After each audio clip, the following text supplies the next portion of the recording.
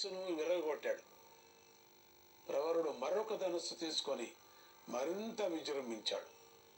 ఇలా ఒకరి ధనుస్సులు ఒకరు విరుచుకుంటూ కొంతసేపు యుద్ధం చేసుకున్నాక ఒక దశలో ప్రవరుడు గదతోనూ ఖడ్గంతోనూ కూడా సాత్యకిని దెబ్బతీసి అతను నీరసంగా ఉన్న దశలో సింహనాదం చేసి పారిజాత వృక్షాన్ని అందుకోవటానికి గరుత్మంతుడి వైపు పరుగులు తీశాడు.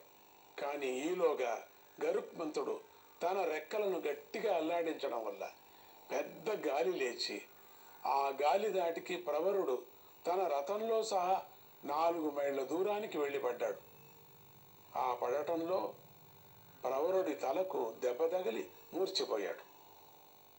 ఇటు మూర్ఛపోయిన ప్రవరుణ్ణి జయంతుడు లేవదీసి రథం మీద కూర్చోబెట్టి ఓదార్చసాగాడు.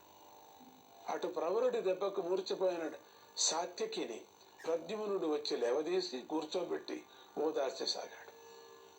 ఇంతలో యుద్ధం చేస్తూనే శ్రీకృష్ణుడు సాత్యకి దగ్గరకు వచ్చి తన చేతిలో అతన్ని ముట్టుకున్నాడు.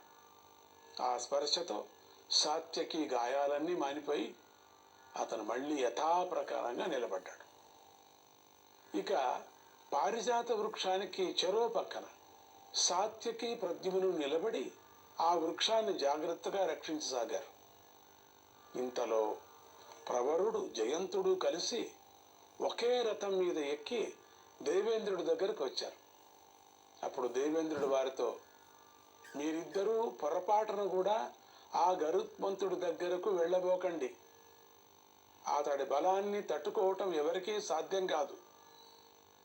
మీరిద్దరూ ఎటుపోకుండా నాకు కుడి ఎడమలలో నిలబడి నన్ను కాపాడుకుంటూ యుద్ధం చేయండి అన్నాడు.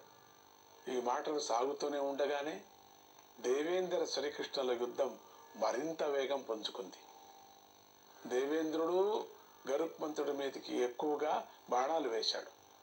కానీ గరుత్మంతుడు వాటిని ఏమాత్రమూ లెక్క చేయకుండా సూటిగా ఐరావతం వైపు వెళ్ళి తన గాలిగోళ్లతోనూ ముక్కుతోనూ ఆ మహాగజ